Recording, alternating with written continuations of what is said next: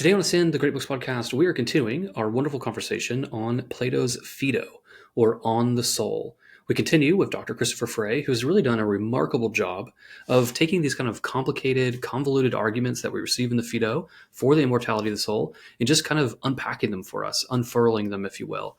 We're going to start this week's episode at the Argument of Recollection at 72e, and then take on the major points of the rest of the dialogue. The argument from Affinity, argument of final cause, the famous myth of the afterlife, and of course, the death of Socrates, and his somewhat mysterious final statement. So again, the Phaedo is a long dialogue. It's a complicated dialogue, but it's very, very beautiful. It is very much worth your time. I appreciate everyone who has joined us for these conversations on Plato. We continue to dig into our Platonic studies and have many, many good things ahead. So join us today for the second half of Plato's Phaedo with Dr. Christopher Frey.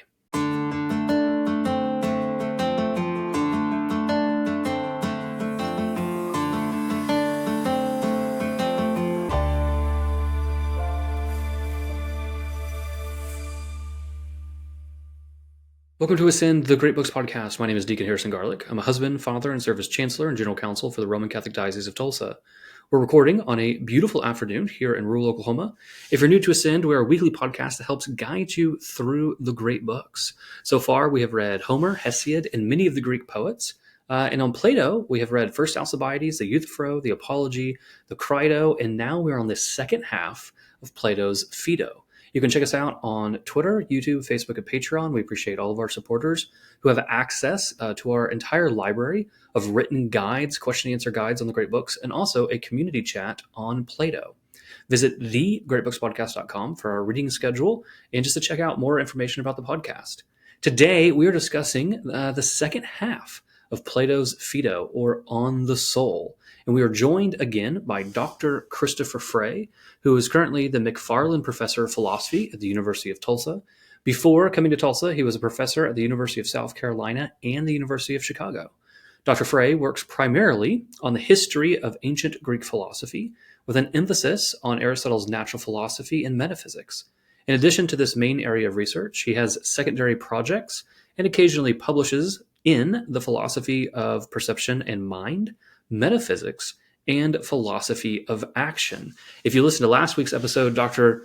Christopher Frey did an absolutely excellent job of taking some very complicated arguments in the Phaedo and just kind of unpacking them for us, just kind of laying them out and helping to be a really wonderful guide as we move this dialogue. There's a lot more complicated arguments in the second half of the Phaedo, along with a myth and then kind of the mysterious final statement of Socrates. So we're going to discuss all of that and more. So join us today as we jump back into our conversation on the Phaedo with Dr. Christopher Frey. Why don't we jump to the next one, the argument from Recollection? Is that the next one you'd like to take on? Sure. I mean, I'm happy to talk about these for the next several hours. I don't know which ones you have. I mean, the Recollection argument is a curious one. Later people complain that at best one can conclude from this argument that the soul exists before we come to be alive. But and he talks a lot about this a lot in Meno. This is another time where he makes the claim that coming to know something, learning, is actually recollecting or remembering something that was already present. So again, very quickly and roughly, he thinks that there are different ways to recollect something. General recollection is something's not present consciously in your mind, and then at a later time it is, right?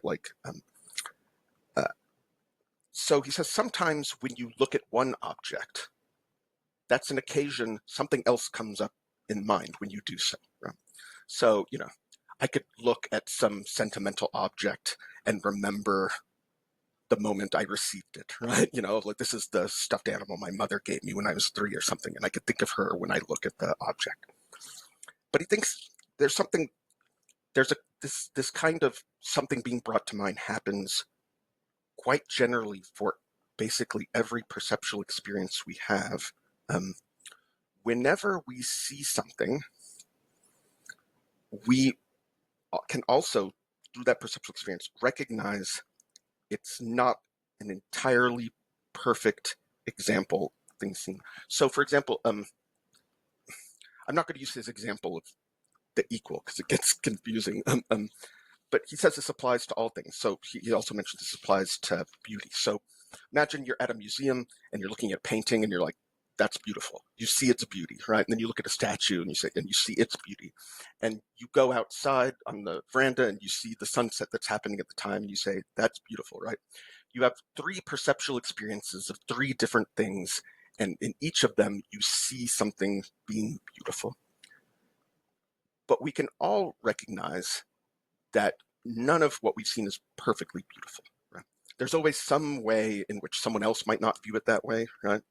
I get in disagreements with my wife all the time at a museum where I'm really taken by something's beauty and she's not, or vice versa, right? Or disagreements like this. In order to make this judgment that something's imperfect, you need to have some standard or measure of perfection against which you're judging it. Like the very idea of perceiving an imperfection, you couldn't see something as imperfect unless you had at least some dim grip on what perfection would be, or that perfection is something that's at least possible. And so he thinks when you see something imperfect, which is what happens when we see anything or perceive anything, the idea of a perfect version of it comes to mind. And when something comes to mind that wasn't there before, that's recollection. So whenever we see something, a worldly thing that's beautiful, we have in mind what beauty itself would be, perfect beauty. But then he says, well, look, where could we have ever even gotten that idea of perfect beauty? Because we've just said that we can't get it from perception, right? Everything we've ever perceived, which is really the primary means we get to know anything in our embodied lives, the inputs are always imperfect, right? And also, he says, you start perceiving the moment you're born, right? And so there would have been no time to do it either, right? That you're beginning at the very beginning of life, from the very first moment, you're getting, sensory experiences of imperfect things. And so he says, it's got to be there. It's got to be there before, right? That built into us somehow is an idea or a concept of perfect beauty. So that's why whenever we perceive something, we can correctly judge it to be imperfect and have a kind of standard in mind. So I feel that was maybe too quick, but that's the rough. There are details also over, but that's I think roughly the argument given. No, I really appreciate that. There's I have 2 questions that kind of come to mind. One is, can we take this and compare it a little bit, again, just kind of getting into what Plato thinks. Earlier he talked about pure thought, right? We need to have pure thought, and it kind of, this goes back to the body soul. This goes back to the body and soul relationship. Sense knowledge. We can't trust this. But it seems like even in your examples and even in his examples, they all start with sense knowledge. Like it's not, when he says like, what's recollection? So he uses the 2 sticks, right? And but even there, he's immediately calling together something that we've sensed. It's a picture, right? He doesn't say, okay, now think of equality and let's have this thought. He shows something that's part of the sense perception and says, okay, when you see this, you see 2 sticks that are equal, like you said. Then they're not perfectly equal. There's nothing that's so. But then we're kind of reminded. We have this recollection of the idea of things being equal. Does that? I mean, how it seems then that sense knowledge is actually part of this. And you think about the cave allegory, you think of the ladder of love, and you mentioned Diotima earlier, one of my favorite characters of his, right? This foreign woman who comes in to teach all these Athenian men things, but even her, like, what unlocks the soul to the ladder of love? Well, it's the body of the beloved. In First Alcibiades, when you say know yourself, how's that start? Well, you see yourself in the eyes of the lover. So what I'm trying to reconcile in my head, which is probably a preliminary to this argument, is we get these things of like, look, pure thought.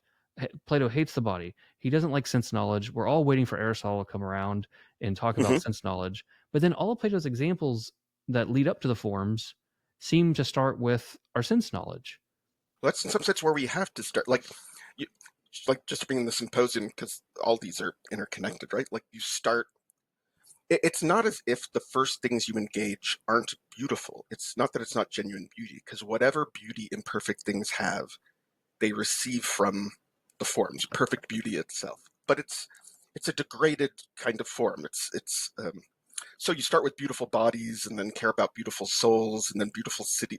Eventually you want to get to beauty itself. And beauty itself, like before, you're going through greater and more perfect exemplars of beauty in the things we interact with. But to get to beauty itself, you have to leave any particular instance behind. The equality help. Equality is a tough one. But mathematics, it's helpful. So I usually like to think about circles, right? Like, have you ever seen a perfectly drawn circle before? You haven't, right? Because they're always going to be like, take the magnifying glass and then maybe even the microscope. It's going to be a little wavy around the edges, right? It's not actually. It's an imperfect circle. And you can, see circle after circle after circle. But in some sense, you could never draw one because the circumference of the circle would always have a little width. Because if it's going to be visual at all, it's going to have some width, but it shouldn't. It should be a line, right? So we've never seen a perfect circle. We couldn't see a perfect circle. But we know what a perfect circle is. You go to a geometry class, you can have a definition, right? I don't know, it's like a two-dimensional plane or figure. Every point is equidistant from one point, right? Like, you don't see circles, you cognize a circle. It's an act of the intellect. The intellect comes to understand the definition of a circle, and the definition somehow captures the essence of a circle, right? Like, you can come to know what circles are. And maybe there's a similar journey to the ladder of love that you start by actually seeing drawn circles, none of them which are perfect, and from them you can, get an idea of what a perfect circle would be. But there's a question, where did the idea of the perfect circle come from? Because you've never seen it, right? Like you would say you had an idea of the perfect circle the whole time. You could only know what a circle is. You can never see what a circle is. And if through seeing lots of circles, it brings to mind what a real circle is, well, that's recollection. Anytime something wasn't present in your mind and then comes to be present in your mind, if it wasn't jammed in there through sense experience, it was there already. Which, this is related to a lot of later views about just innate knowledge and whether there are certain ideas kind of just built into us from the beginning, right? But he thinks this is at least a good argument for the soul existing before we were born, because it would have to be to get loaded up with all of these ideas of perfect things. Right. Can you help me understand though? Like, so my second question, I like the sense knowledge because I think sometimes, again, and maybe I don't tend to like what I see as the antagonistic or caricature differences between Plato and Aristotle, because I think they share a lot more than they have distinct. And while Plato talks about pure thought, it just seems that it's not that sense knowledge has nothing to offer us. It seems like it's ubiquitous in how we actually come, to even know the forms and things. It's part of it. He doesn't emphasize it, and he says things like pure thought that tend to devalue it. But it's there, right? It has a role, which means the body has a role, right? That would mean if the sense knowledge has a role in our path to wisdom, even if it's a minimal one, then the body has some kind of role, right? Because your sense knowledge and your So, body can't be separated, yeah. correct? So the body has a role. So the body has a role in some sense, bringing the proper objects of knowledge into mind, right? But the body can't ever in itself present us with those objects, right? Like we can't see the proper objects of knowledge, but we could in some sense come to know, well, to the extent that we can know anything, you start, this happens all the time, and this is maybe close to Aristotle, like we want to know what a Bengal tiger is. What do? Well, you go out and you look at one, and then you look at another, and then you look at another, and like you start engaging with the senses. You can come up with an idea of like what is it to be a Bengal tiger that kind of abstracts away from all the individual instances and is something kind of general, like at the level of species. And so, yeah, I mean, he thinks sense experience plays a very important role in one's coming to have knowledge of what's essential to something, what something is. With Plato, yeah, like as we mentioned with the latter, you start, loving bodily things. And if you could stop there, right? Just like you could just look at beautiful objects and not care about beauty itself, right? But you can't proceed and come to know. So, but the body can't present you with the objects of knowledge themselves, and the body's also going to limit you from ever getting perfect knowledge of them, right? Like it provides the initial impetus towards, and in some ways a means towards gaining whatever knowledge we can of things, but it can't give us that knowledge directly, and it's going to prevent us from ever getting the knowledge completely. It's only after the soul has no more bodily influence on it that it could ever know what beauty itself is. Because you'll notice, even in Symposium, Socrates is very clear that he doesn't have knowledge of beauty itself. Right? I'm pretty convinced that it's hard to. There's a lot of evidence to think that Socrates or Plato or some intersection of the two think that knowledge isn't something that human beings are capable of acquiring. Though you could move in a direction towards it, you can progress towards it, and that will involve the senses. But at a certain point, you want to leave the senses behind and just focus on the thing itself. And when you try and do that, the body's always going to throttle this pursuit in some way. It's going to. It would be nice if we could, through the senses, see essences of things. Like angelic cognition of something, like the intellect just directly grasping what it is to be a certain thing. That would be lovely, but we can't do that. And our senses can never provide it. We can emphasize our intellects and use them as well as we can, using sensation as the starting point, but they aren't going to be sufficient on their own to give us that. But we do, just through perceiving, have some inkling that there are perfect versions, and just that we've got the idea of perfect beauty itself. We don't have perfect knowledge of it, but just that the idea is there at all, he thinks had to come from somewhere, and you couldn't build that up just from the materials that the senses bring. Can we? I really appreciate that. I appreciate the clarity and the kind of structure that you've given to that. I have another question though about the argument of recollection, because it seems like there's a jump. And what I mean by that is like, okay, so let's go back to your example. So you're at the museum and you're looking at multiple beautiful things. And so, but none of them are perfectly beautiful. And so I then have to have this idea that's judging these things. And so this is an argument for the idea of beauty, that the beauty itself is perfect idea of beauty. Yeah. But okay, that's one relationship. But then to jump and say, okay, well that means I have to remember it from a prior life. See, he's making another argument there. So I guess my point is, I want to point out, or I'd like to put forward a thesis that holding to the Platonic ideas is a distinct argument from recollection. Those are actually two separate things, because you have in the Christian tradition, Saint Augustine to a certain extent, I think of Saint Maximus the Confessor, right, that are going to hold to the ideas. The ideas end up being in the divine mind. So, for instance, when Saint Augustine goes and sees beautiful things, and it's reminding him, or what it's participating in is beauty itself.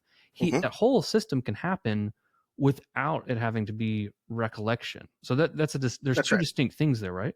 There were other options available to where these ideas came. Like you could, let's say you followed Plato's argument a long way down the path. A lot of people get off the train way early on, right? But if you've already got the forms and all this, it's just that if you say, hey, we have certain ideas, we couldn't get them from sense experience. The only option he kind of takes seriously as a candidate of where they came from is they were already there already in our souls before they came to be embodied.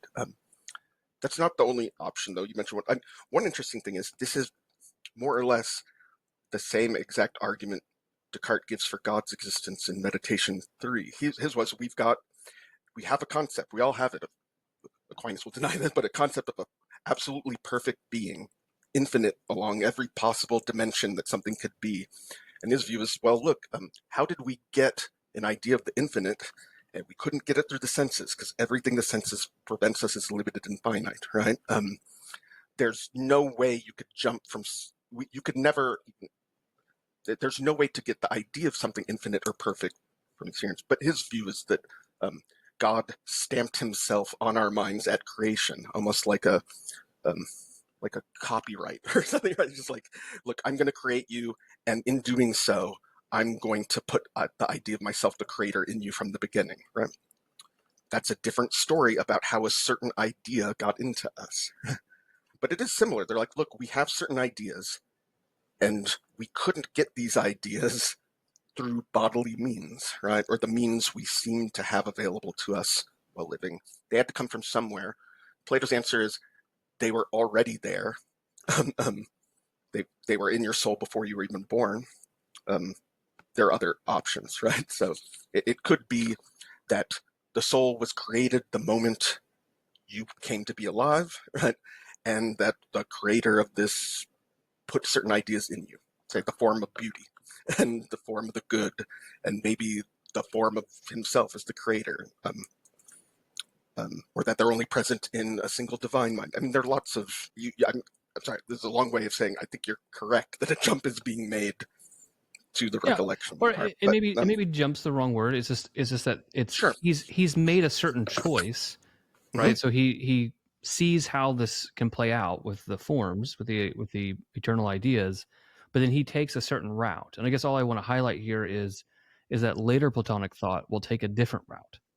So for instance, like St. Augustine finally gives the ideas a metaphysical address of the divine mind, and so then this whole thing can happen without having to imply a recollection or a pre-existence of souls.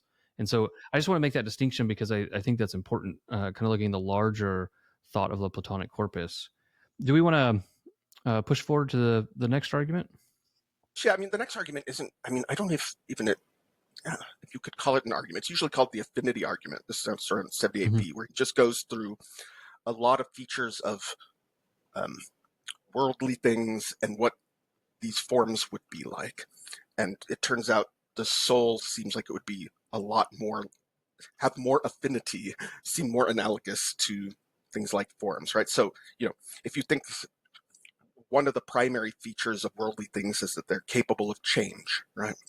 And he thinks anything that changes is somehow composite, right? It's either a breaking apart of something, something that's absolutely simple couldn't change. You'd need some part that remains the same and another part that changes, right?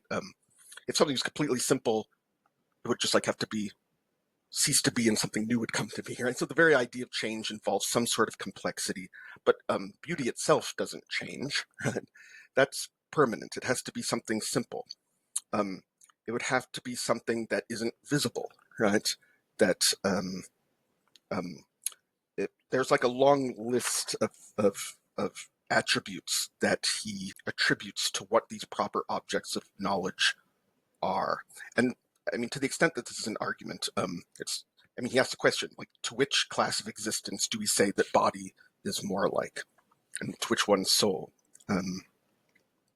His conclusion from this ADB is that, the soul is most like that which is divine, immortal, intelligible, uniform, indissoluble, and ever self-consistent and invariable, whereas body is most like that which is human, mortal, multiform, unintelligible, dissoluble, and never self-consistent, right?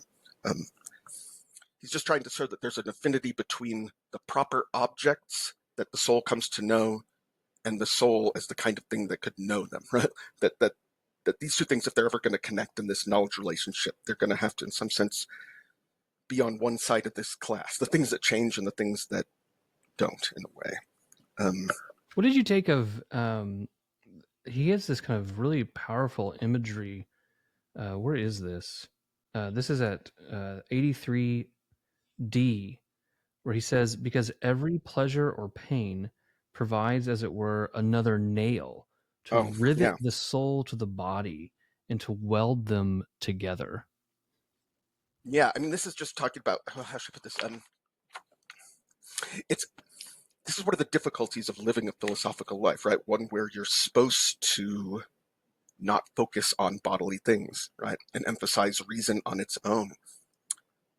It's hard to not pay attention to painful experiences, right?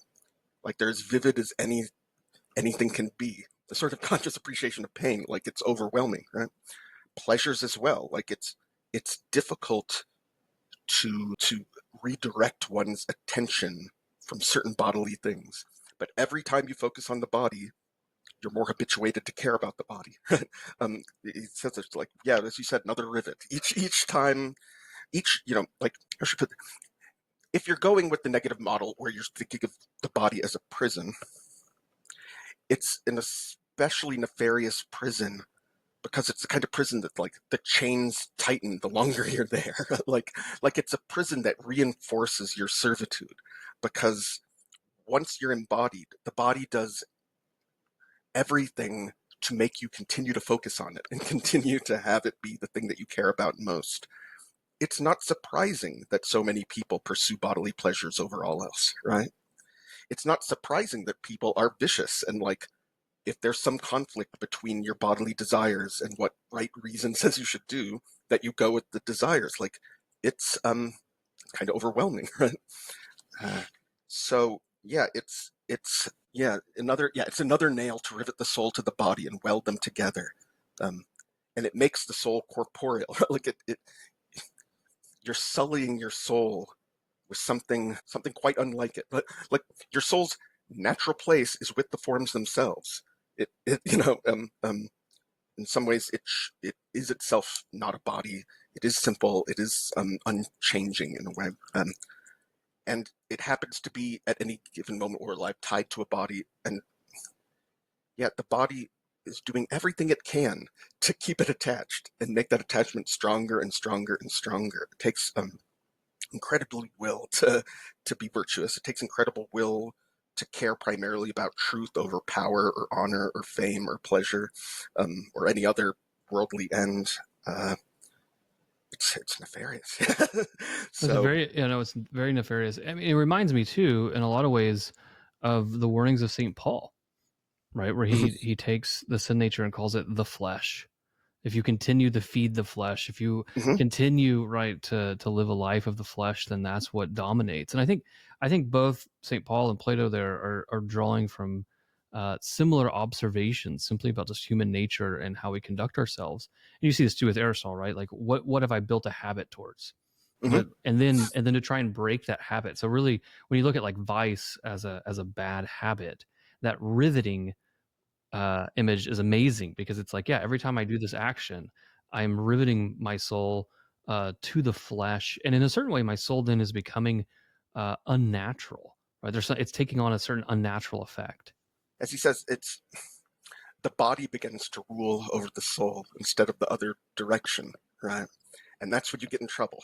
like the body is the divine element. It should be the ruling element. But um, the body does everything to usurp that, right? Right? And the more you indulge in it, the more easily it's able to achieve that. Sorry, I'm personifying these things, talking about the body's aims and so on. But I Yeah. hopefully you No. get the. I mean, I think it pulls with that theme, and whether it's Plato or St. Paul, I mean, we've seen this reflected on over and over, by great thinkers. Mhm. Because again, this goes back to all those conversations that you mentioned earlier and all those fantastic examples of how much the body can get in the way. And it's even sometimes the body, we even treat it like an artifact. We treat it like something separate from us, right? Like, well, I would like to do this. I want to do this, but I'm too tired, or my body says no, or I need that second cupcake, or whatever it is. And so it's funny how we even talk about ourselves as the soul, Yeah, and where it it like seems like an external imposition from something right, foreign. I right, mean, that there's a long tradition in ancient Greek literature talking about a lot of emotions as feeling like external impositions. Most, Plato himself will talk about love in terms of divine madness, as if it's something coming from without and taking over. Right? So it can feel like this, like a constricting or um, reinforcing influence, and both in the Alcibiades, which you mentioned before, and also in the Phaedo here, he talks quite a bit about what should be ruling and what should be ruled, and what is master and what is divine and what is controlling. And part of living a philosophical life is putting reason in the driver's seat. That's what should be governing what you do, whereas most people are influenced in the other direction. And it's not surprising. There's a way in which the body is so successful that it's almost the default, right? That people are doing bodily things. It's quite an achievement to live a philosophical life, right? Of the kind of Socrates is describing. Well, I mean, it's here where he talks about what happens to all the people that don't, right? They're too tied to bodily things. They can be reincarnated as bees or wolves or ghosts or so on. Right? Well, even I think the drama right here, right, is this not a microcosm of that whole thing, right? He's the philosopher, he's laughing in the face of death, etc., and those around him are weeping and crying and sad, and they're still too sunk, they're too mired in that bodily. I just think that riveting section is probably one of the most powerful images that he gives, and so I really appreciate you parsing that out. I mean, as you said before, like you don't think he has an entirely negative picture of the body, but he does talk about the body as a prison. He does talk about it as polluting things, right? Like, I take him at his word to some extent that maybe you don't have to say that everything bodily is bad, but it's certainly preventing you from achieving what you want, and it's constantly sending up distractions or impediments or obstacles to that. It takes a lot of discipline to persist in virtue, even if you've developed habits. The body's always lurking, presenting new delights and desires that one has to be to build resolve against and to keep reason in control. No, I 100% agree. I think that, one of the things I found myself as a father telling my children is it is really hard to be virtuous if you're sleepy. It's like, kids, you need to go get some sleep. You need to go to bed. It's kind of interesting, right? Because we don't think about like sleep as like a important element of the moral life. But if you wake up and you haven't had enough sleep, your body's irritated, then it's difficult, to have that excellence, that moral excellence. So no, I appreciate you kind of parsing that out for us.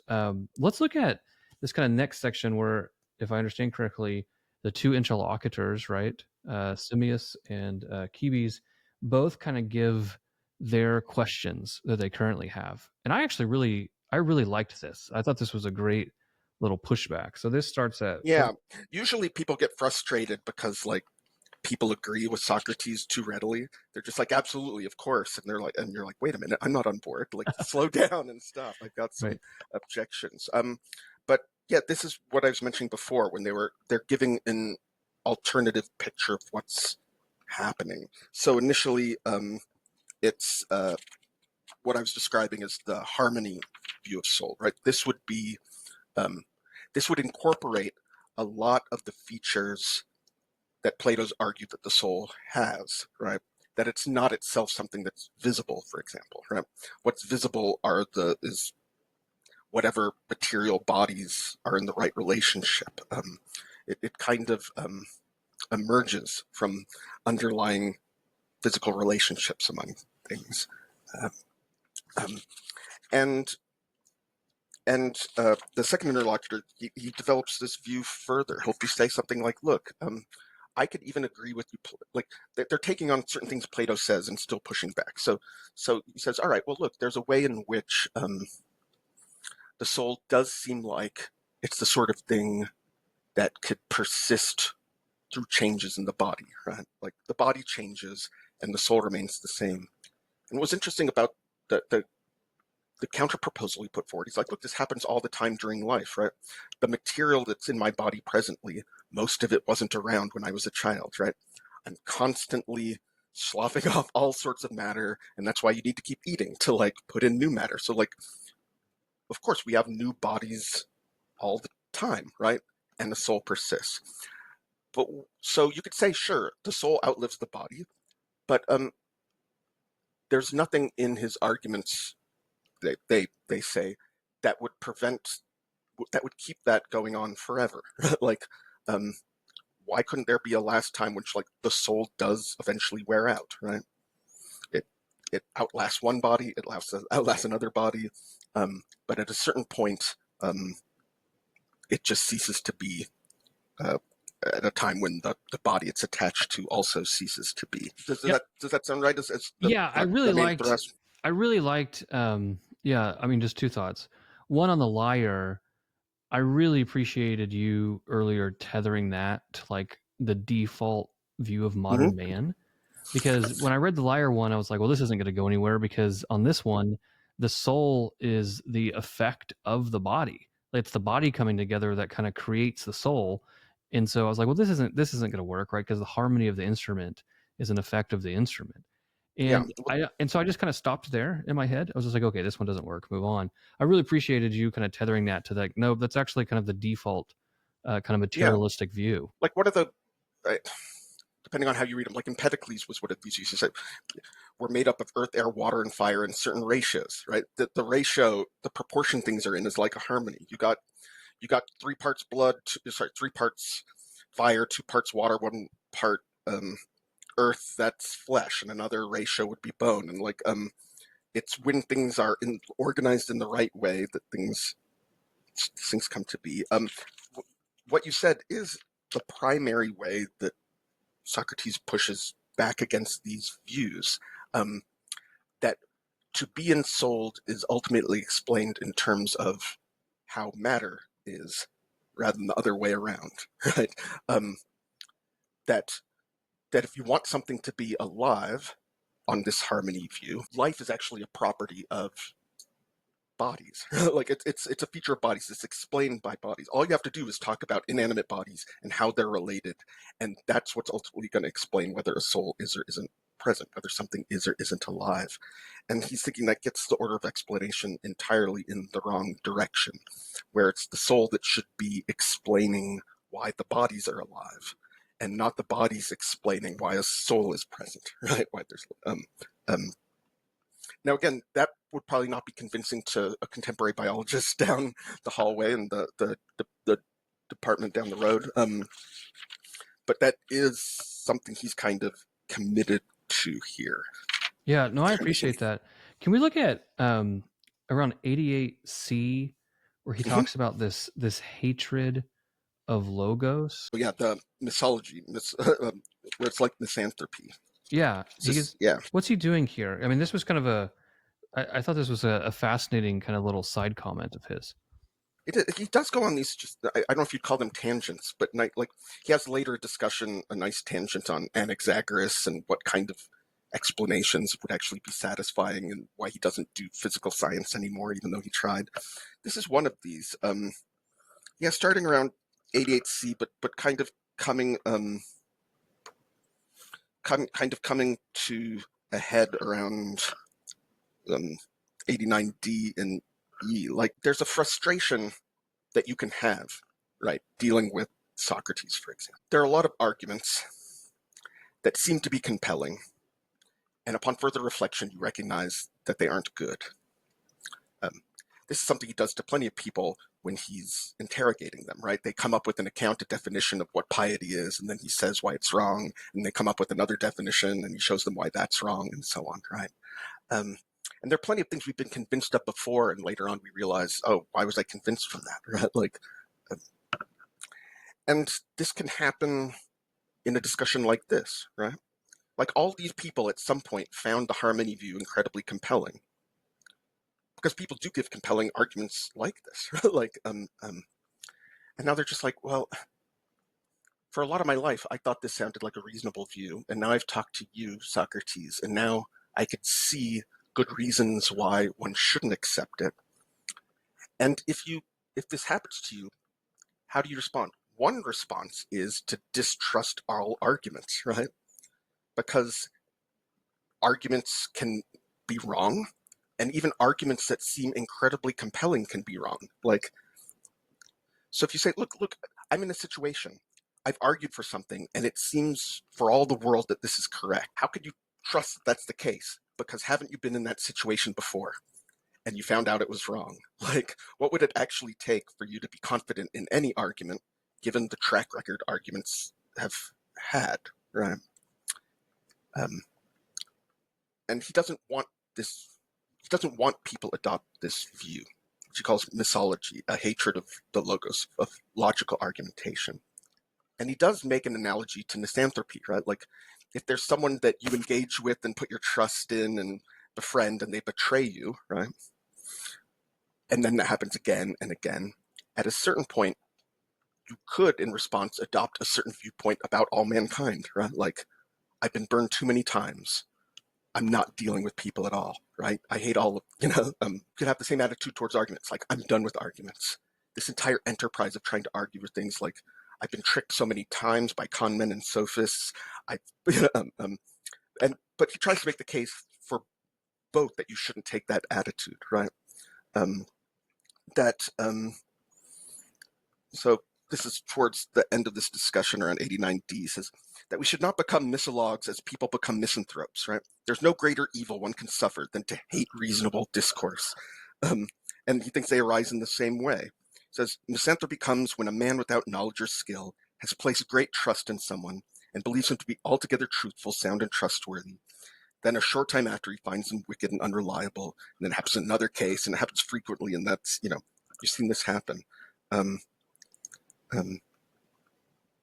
But he says, in some sense, that the incredibly good and the incredibly wicked are very rare. Right? Like, if you've had a few experiences with incredibly wicked people, you shouldn't conclude from that all of humanity is irredeemable, right?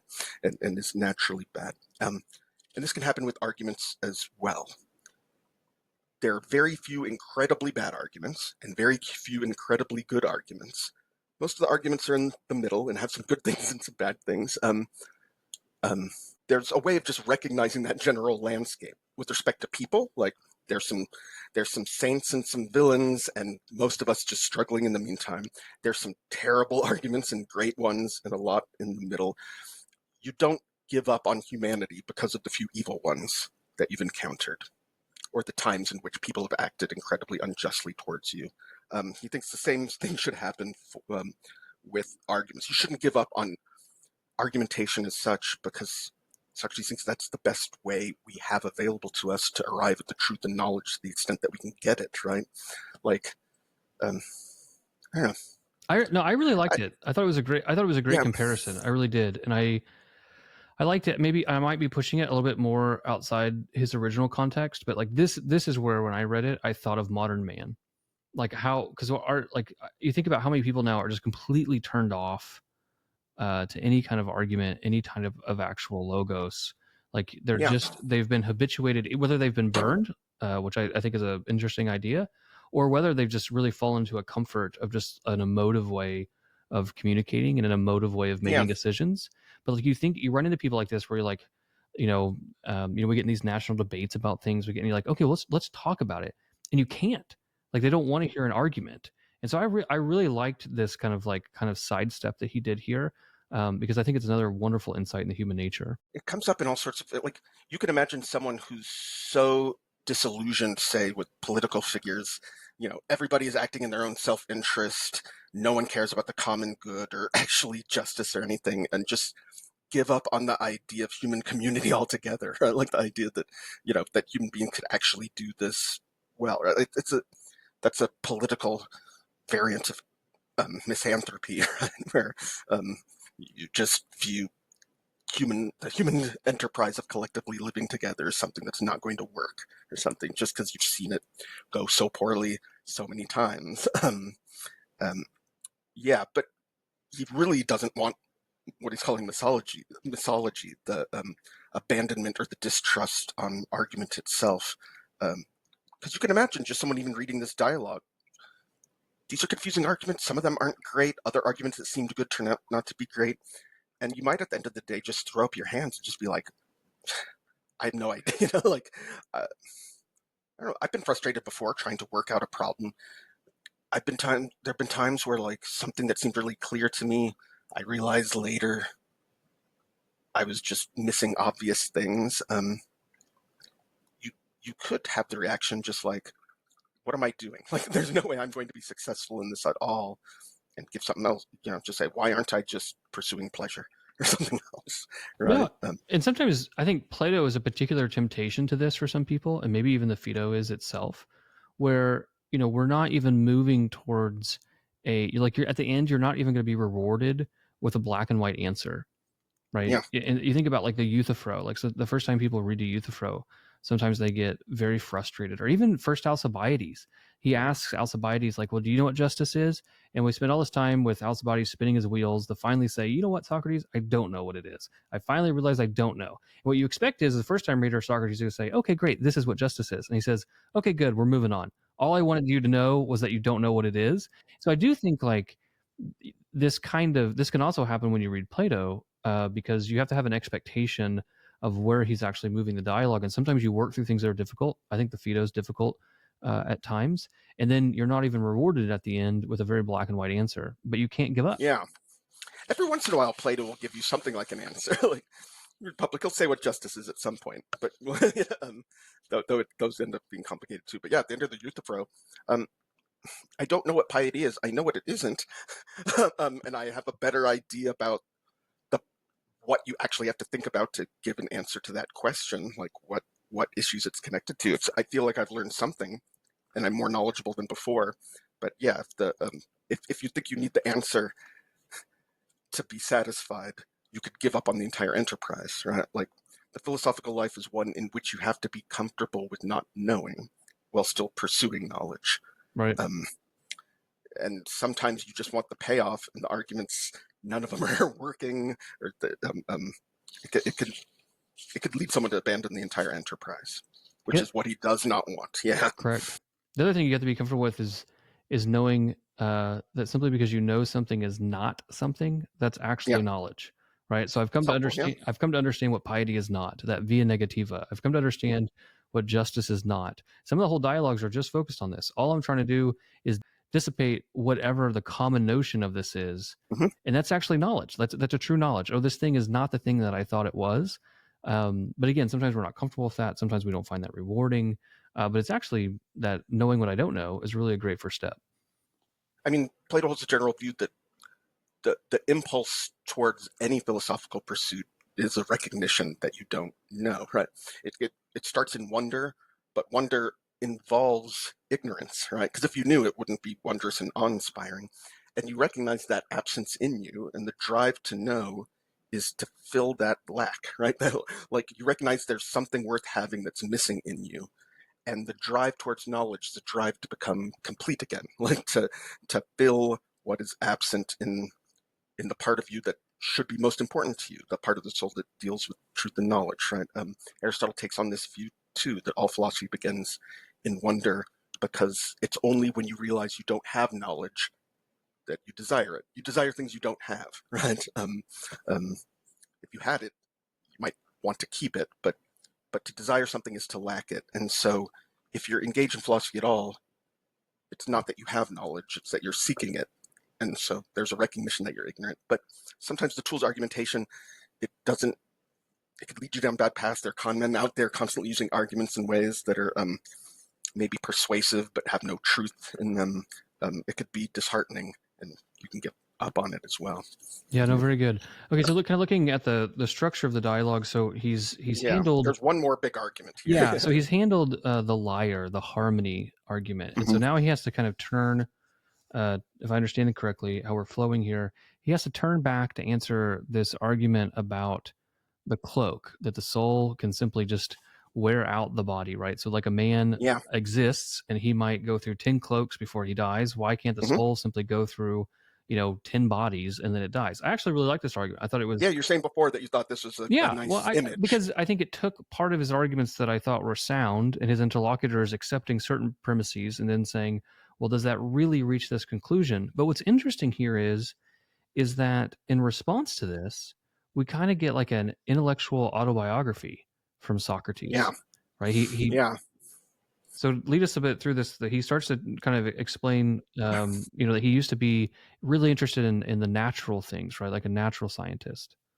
Sure. I mean, this is a lot of what philosophical work looked like at the time. These early natural philosophers, they're kind of what we today would be calling scientists, right? You want to explain what's going on in terms of basic material stuffs, earth, air, water, fire, or other more mysterious things, and give explanations in terms of hot, cold, and wet and dry, and interactions between these.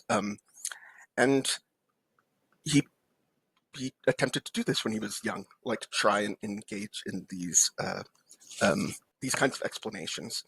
And he was finding them unsatisfying. And then he came across Anaxagoras. And Anaxagoras, one of his views is that the entire cosmos was created by a divine mind, Nous, and that this governs the coming to be of everything.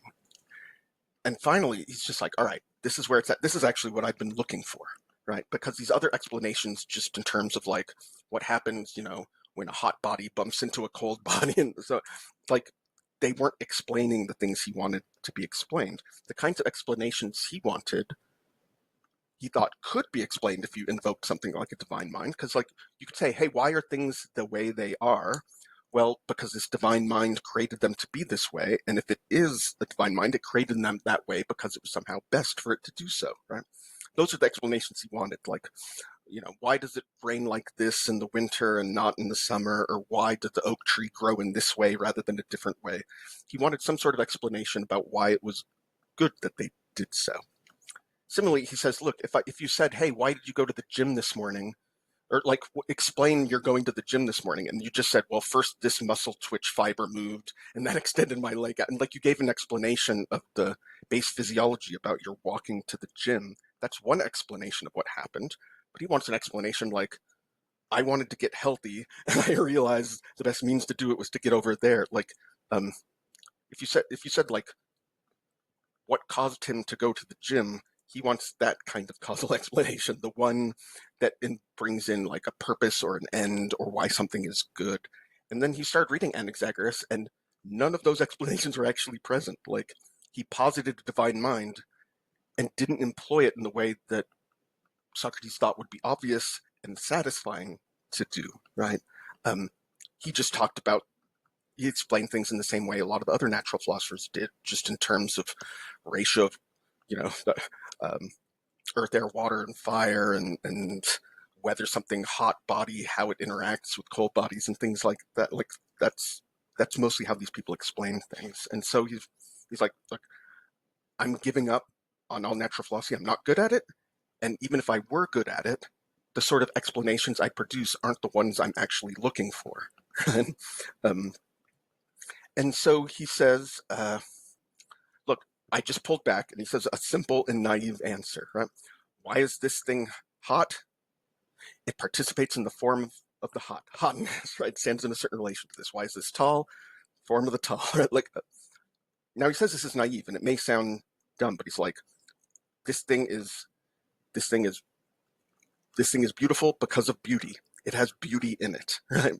And that's the same explanation for why this other thing is beautiful. It has beauty in it. So is it safe to say here what he is seeking is, because I think I don't want to be, I don't want to impose something on the text that's not here, but I know this more in Aristotelian terms. So it seems like what's happening is that we have these philosophers that are very good about the material cause. Why am I sitting in this chair right now? Well, I would answer you by, well, this is how my body's arranged, and these are the sinews of my body, and the bones and the muscles and etc.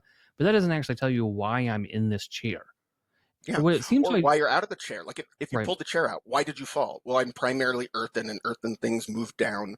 No, you want a story about the guy pulling it out. Right. So it seems like what's missing here is final causality.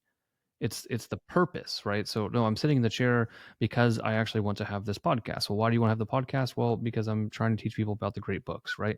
So it's something like final causality, and coming with that is an explanation that invokes an idea of something being good or better, right? Yeah, because you have to have that this thing would actually be a good, right? So there's teleology here. There's telos, that things are working towards an end. Okay, so that's and how. you think if a mind was directing things, it would be governed by a mind, and things would be the way they are because it was good, and there's purpose and end in it. And he wasn't finding that anywhere. Okay, no, I appreciate that clarification. And then this does lead to another argument for souls being immortal, which is interesting. So he says, look, if we just talk about the forms themselves, his big example is hot and cold. He says, look, can the hot itself become cold? And we're like, no, like the form of hot is perfectly hot. It can no way change and be cold. Like, what would it even be for the hot to be? Like, it almost makes no sense. opposites can't turn into one another. A lot of things, they can be hot at one moment or cold at another moment, right? Like, you put your cast iron pan on the campfire, it's going to get hot, later it's going to be cold. But he says, look, there are actually things in the world which are kind of like the forms in that you can't actually take away the property and have them still be around, right? So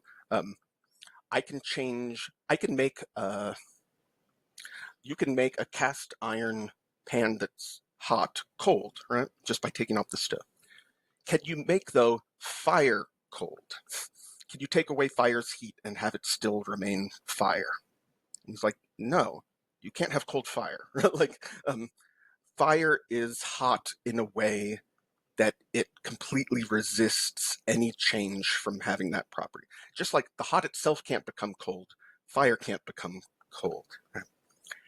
And then you say, well, look, here's a different explanation. You don't just say something hot becomes hot because it has the form of heat in it, or stands in some relation to the form of the heat.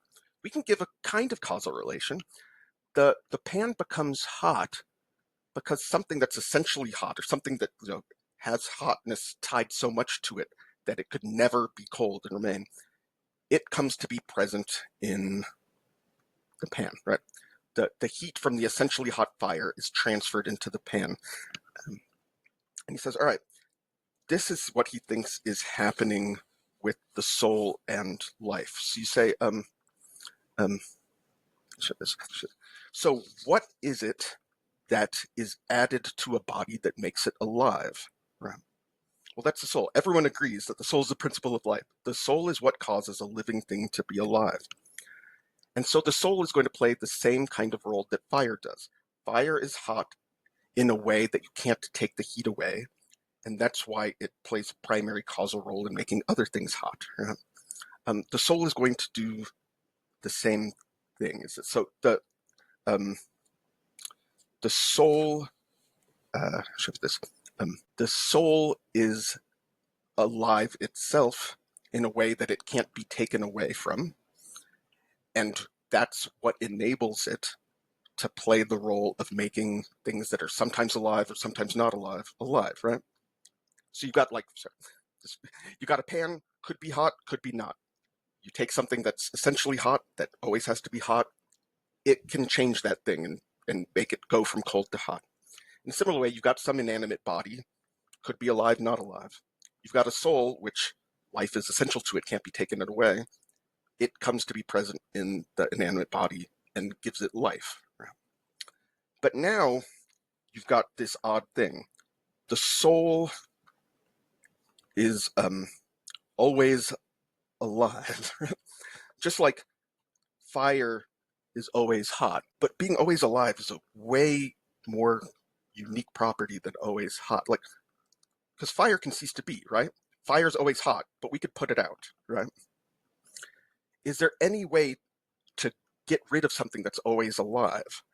And that's harder, because if something's always alive, that's the kind of property that it's synonymous with its being eternal and immortal, right? Being deathless and being immortal, he thinks, are the same. So if you've got something that life can't be taken away from, then you've got something that's immortal.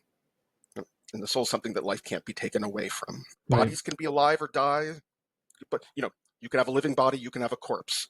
Maybe that corpse gets the soul pushed back into it, or like bodies could be alive or not. Souls are always alive, and always alive is just another way of saying immortal. Right. So just it's actually like a kind of neat argument, I think. no, it is. It really is a neat argument, right? Because it presents Yeah. a more complicated analog, but it's one. And I brushed over a lot of details. It's the text is. This is one of the more complicated arguments he has. Yeah. No, I think it's a wonderful analog, right? So basically, as the fire cannot actually even receive coldness, neither can the soul actually receive death. It's actually like That's contrary to its principle. Yeah. No, I think it's a And phenomenal. what's different is fire can cease to be because there's nothing about having heat essentially that makes something immortal, but death is a very different property. If you always have life, what would it mean to? It's not going to be the sort of thing that could ever cease to be. So souls are always alive in the fundamental way that something could be alive. Bodies are sometimes alive or not, right?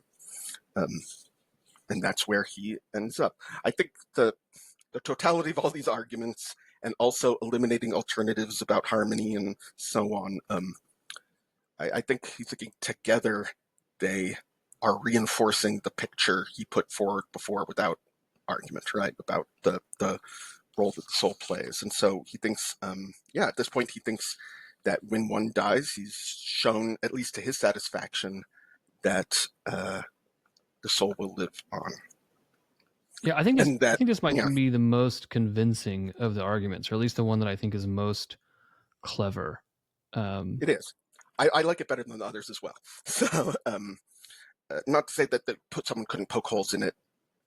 There's every one of these arguments one could, and even at this point, like he has to argue more that the features of your soul that you develop while you live persist after death, right? So how you live life is going to determine the outcome of your afterlife, right? If you were virtuous, it's the soul that's just, it's the soul that's temperate, it's the soul that's courageous, and that will be discerned by divine judges in the afterlife. And here he brings in all sort of mythological elements to which he's less confident about, but he thinks the story, if you adopt it, will make you live better, right? Like if you think you could think that having an immortal soul, you could have an immortal soul without also thinking that the way you live your life has any bearing on what happens to the immortal soul after you die, right? Like, sure, your soul's going to live, but who cares whether you live virtuously or viciously? This is on a little shakier ground, and it's just like, it's better if you think that living virtuously is going to lead you to a better outcome. Yeah. I mean, two thoughts on that, because it seems like the segue here is that then there's a natural question that arises of, well, wait, where does the soul go? If the soul can't actually receive death, and it gets separated from the body, where does the soul go? So that seems to be kind of our segue into this myth that he gives, this kind of new earth myth. But I to your point, I mean, does that mean? I mean, this is probably the wrong phrase, but I'm just going to throw it out here. Does that mean the myth is a beautiful lie? It's a noble lie that we tell ourselves. So it's not the polis telling the citizen, "Here's a myth," because it helps us overall. This is something that we tell ourselves because if it's I don't true, think lie is correct.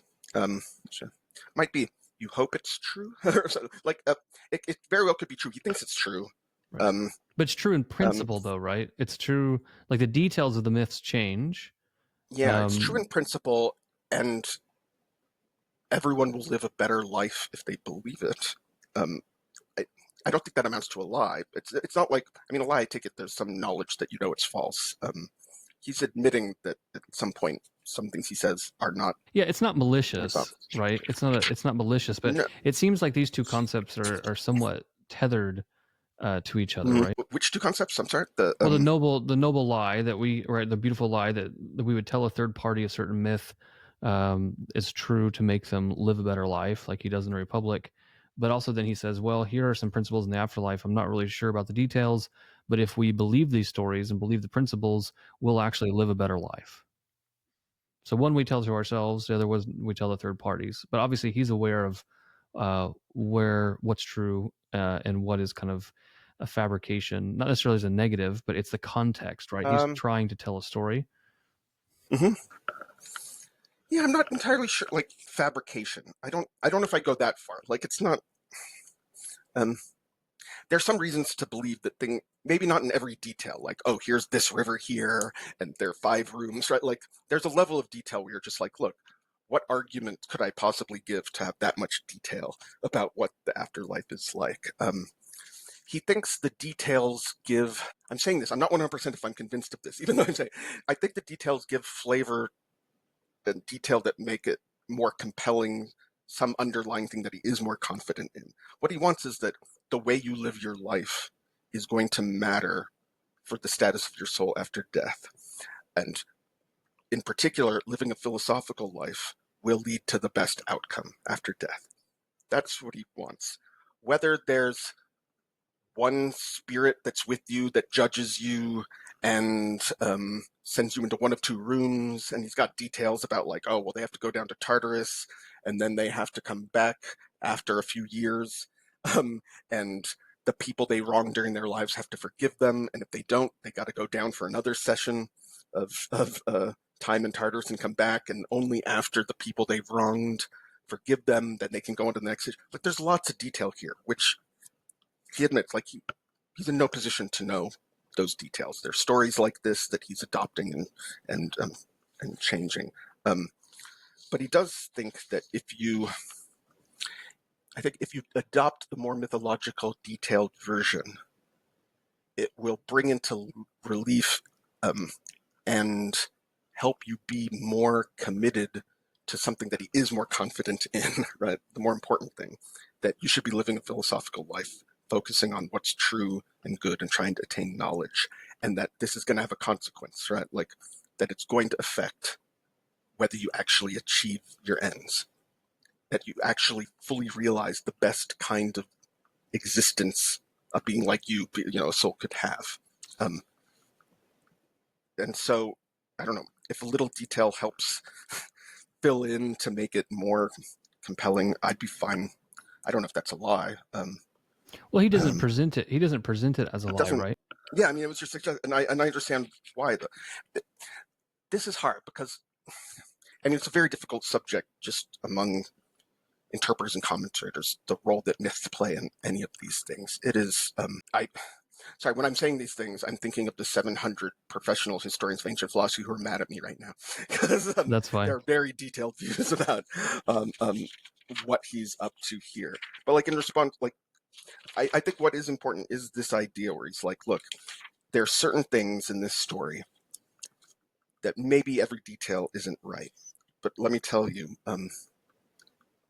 I'd go with the story even with that writer, like even with that caveat, because the stakes are so high, and he does think he knows that, to the extent that he can know anything in his embodied state, that the only chance you have to gain knowledge is to have the outcome of the soul being separated from the body a complete separation, in which it's no longer tied to anything bodily.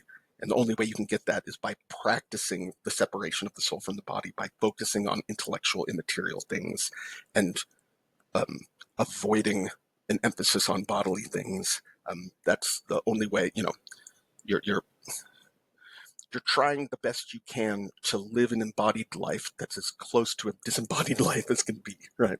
Where you're just engaging in the non-bodily things.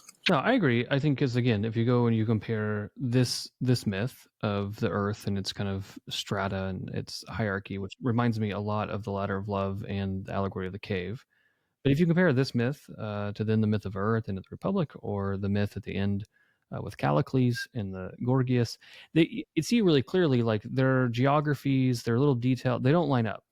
But the principles, right, the pedagogical principles of you're going to be judged according to how you lived, and that's going to benefit you, right? Because I think you think about the Republic, he's still kind of answering these questions about why justice, why the good life is more profitable than a life of injustice, right? Do you think, maybe this goes into making the 700 academics listening upset, but do you think that when he gives these myths, he's making it easier for us to understand what is in his philosophy? So, like, we can't really understand the arguments, and so he gives us a narrative to help us understand? Or do you think that his philosophy is coming to an end? It's gotten to an end where the arguments they can't hold anymore, and so we have to have a religious myth to try and express what we really can't actually prove. Does that make sense? I'm of the opinion that I think you can have, I think different responses are better or worse for different myths. Like, I don't think there's an overarching theory. This is what Plato's doing when he presents something mythic. I think there are instances of both ways you've described it that you can find in his corpus. There are some things that are just quite evidently meant for pedagogical reasons, like the I don't know if you'd call it a myth in this case, but allegory at least, right? So the cave and things like this, where he's more clear, like it's clearly a false story. It sounds like a myth, but he's very clear that it's meant to be didactic for pedagogical purposes. You could actually point to like what each element in the story represents in his broader philosophy. Here, it's less of that, but it is giving a more detailed picture, and it's also a picture grounded in a lot of religious practice that people already had. Like, not everyone views the world exactly as he described it, but there's plenty around ancient Greek culture talking about Tartarus, talking about land of the blessed, and there's another place where you can go in your torment. Like, he's incorporating a lot of religious commitments in slightly different forms that were already readily accepted by people. And that, in a way, I don't know if reinforces belief is the correct thing, but he thinks it's fine if people believe that, and it's probably actually a good thing to do so. And it may well be true. And it would be great if it were precisely true. Like, he thinks it may be true. It's not a lie in the sense that it's completely fabricated and he knows he's just saying something false because it'll be helpful. But it has at that point outstripped what rational argument can provide, right? It is interesting here too. There's an element here that is actually really similar to the allegory of the cave, right? Because we haven't really talked about the myth itself, but we have this earth, and the earth has different strata, and it's hollowed out. They're like weird caves and crevices at different levels connected. Yeah. Right. And so we're in it actually talks about that we're actually in one of these little hollows, right? Which is very cave-like. And, we're looking up at a sky, and we actually think that's like the highest, but really, for someone else, that's their ocean, that's their baseline. And so he creates this where this is this hierarchy, right? Where the souls could ascend. And so this is why it reminds me of the cave. It reminds me of the ladder of love. Yeah.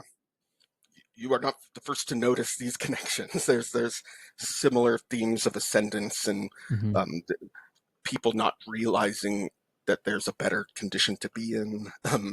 Yeah, I will say though it's not, and so maybe if you have any insight maybe to its main purpose or anything that you'd like to highlight, because I will say it falls short of, like, if I had to rank them, like right now, I like the myth at the end of the Gorgias probably the best. Then I like the myth of and then I like this one. I think the other two are more creative. I think they're a little bit more clear in their pedagogy. I think they present better images. I don't know, maybe I'm missing something in this one, but if I look at all three of them together, this one is the one that I struggle to pull the most out of, if that makes sense.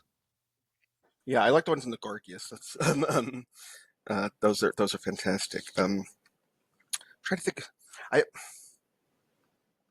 may not at this point have something more than what has been said already to make it ascend your end of the year Platonic myth ranking. Right. I did find it interesting that there were. It was. There's a way in which, like, just aesthetically as a piece of literature, it is incredibly intricate and complicated. The details, like almost to a point where it's hard to depict. There's a lot of geography going on, precisely which rivers are flowing. Just that way aesthetically, some of the myths I think are better or more compelling. Like, they're easier to. One thing that Plato imagine. has in his myths of judgment and these kind of things that I think is really interesting, coming from the Catholic intellectual tradition, is that he typically has some type of purgation. Right? It's not simply that you're judged according to where you are, but there's also this, like, you have to undergo a purging element. So he talks about this down. He's got two different kinds of purgatory, which is there's one where he doesn't go into the details of what to happen, but you're kind of just in a waiting room. That's for most people their normal vicious acts. There are some people, and there's some people who are so bad they're done for. But there's like this other. Yeah, which I was describing briefly, where like you go down to Tartarus, but it's not a permanent sentence. You come back, but it's just not a matter of time, like living a sentence. You have to have developed in such a way that the people you harmed will forgive you for what you did to them. And if you don't, then you have another sentence down there. That's like a different kind of purgatory than the people who are just waiting for their sins, as it were, to be cleansed. So yeah, he's got multiple levels, and he does think that some people just get to pass it all. He's hoping he's one of them and just go straight to hanging out with the forms themselves. One thing we haven't mentioned that I think is really interesting, particularly for being a pagan text, is hope. Mm-hmm. He talks about hope, right? It's just a kind of a beautiful picture that like we can hope, and I think this kind of gives a lot of energy maybe to him actually trying to philosophize after that barrier of death. That it's actually somewhat animated by a hope that this can be better. There can be a restorative justice, that there is going to be a justice about how we live our lives. Like the tyrants of this life are not going to win. There's hope that genuine knowledge can be attained, right?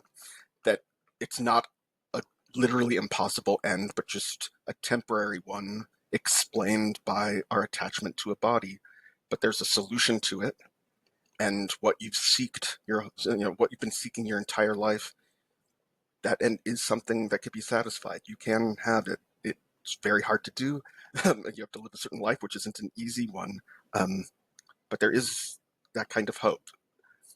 There's a sense, not hope that it could happen during our embodied lifetime, right? But that in the next world, as it were, can be attained. Before we end, we should probably mention this. Just one more thing. He does eventually take the point that the hour comes, right, and he doesn't delay it. He's just like, it's fine. I could spend another half hour, but we'll take it now. His last words are interesting. Did you catch what these were? Yeah, go ahead. Yeah, and then I'll share my thoughts. Well, he says, he talks to Crito. He says, Crito, we ought to offer a cock to Asclepius. See to it and don't forget. And then he dies shortly thereafter. There's two things that, just, as a neophyte, just kind of offering things. One, it's interesting to me that he says we, right? I think that's fascinating. I'm not sure. I don't have anything loaded behind that, but I think it's interesting that it's plural, like we owe this.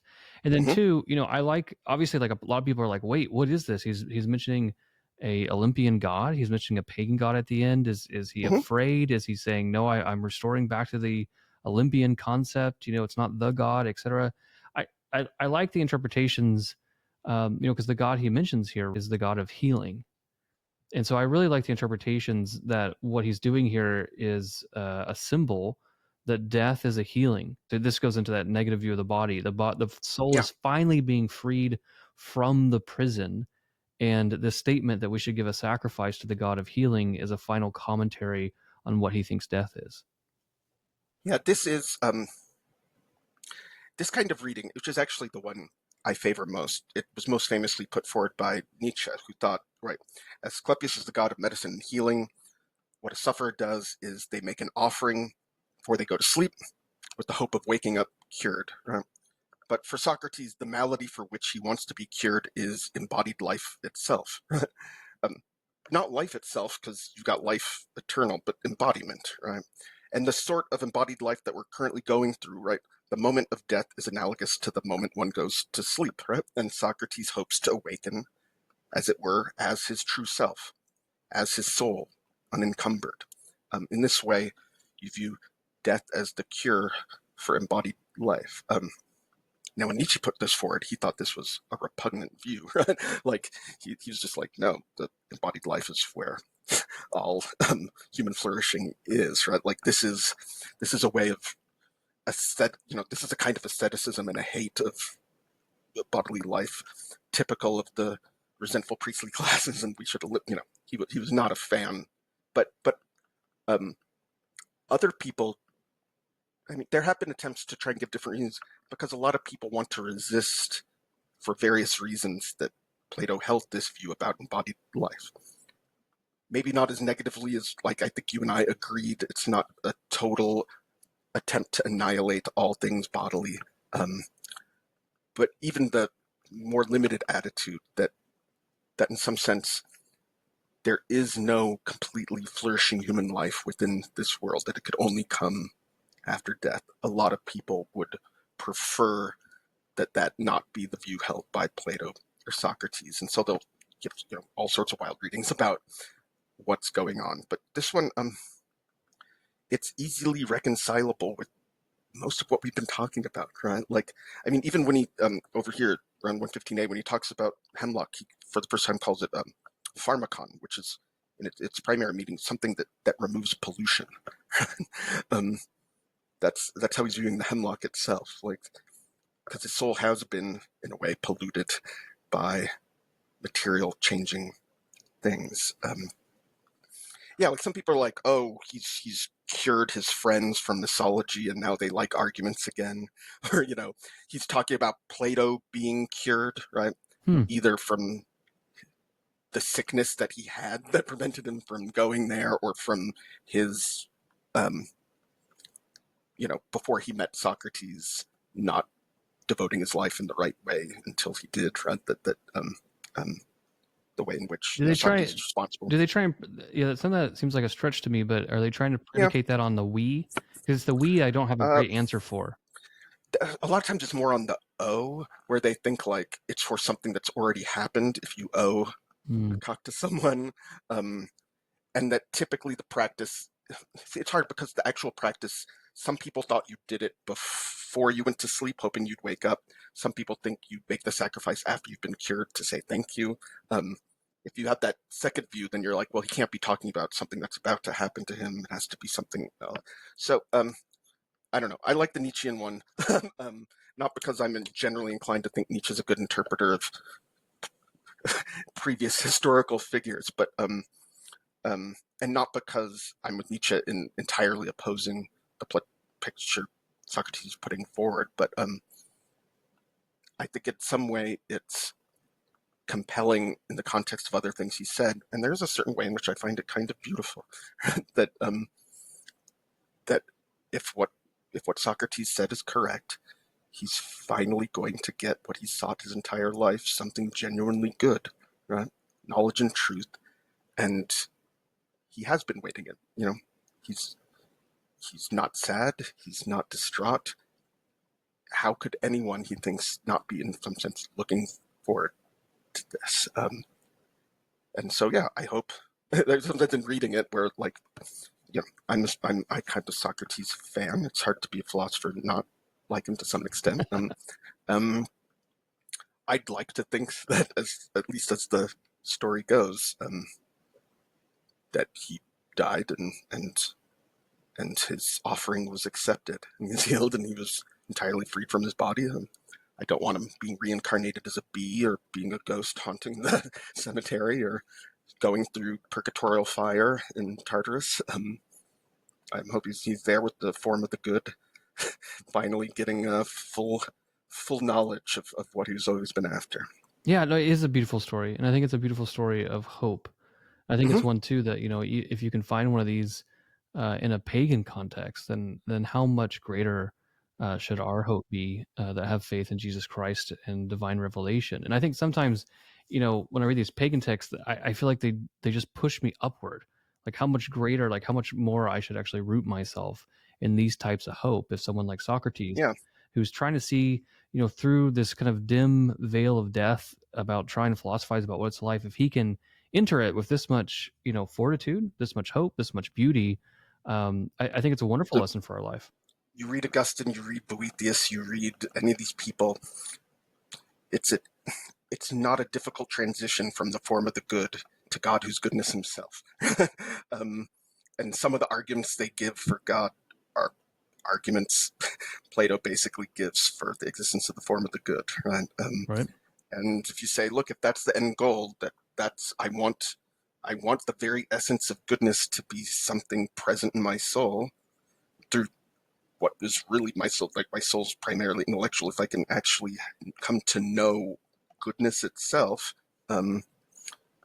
it's not altogether dissimilar from what we were saying before about the beatific vision, where if God is goodness himself, and I mean, there's a difference about grace and gifts and so on that's present in the Catholic tradition that isn't here, but there are enough similarities where, and the similarities aren't accidental, right? Like, that they're elements from Plato and Aristotle being fused and elevated, as it were. I agree. Well, Dr. Frey, this has been wonderful. I appreciate you kind of guiding us through the Phaedo, this kind of beautiful text. I appreciate all of your insights. Thank you for joining us. It was a joy to be here. Thank you for inviting me. Where can people find out more about you and your work? Oh, you could probably just go to christopherfrey.org. Couldn't buy the .com. Someone's sitting on it. So I'm an organization, and yeah, it's got a CV. Or you could just, type in University of Tulsa Department of Philosophy, and there's links to contact stuff and all of that. Oh, very good. All right, everyone, go check that out. In the next couple of weeks, we're going to be taking up the Meno, and then we're going to take up the Gorgias. So you can check us out on X or our Patreon account or thegreatbookspodcast.com. There's actually the argument that he gives in the Meno. I had to write it up earlier today. There you go. If you're watching the YouTube video, you have a picture of it. Yeah, if you're watching the YouTube video, then you've got a snapshot. You've got an early foresight into it. So check us out on those resources to see our reading schedule. And we really appreciate you guys being here today. And we will see you next week. Thank you.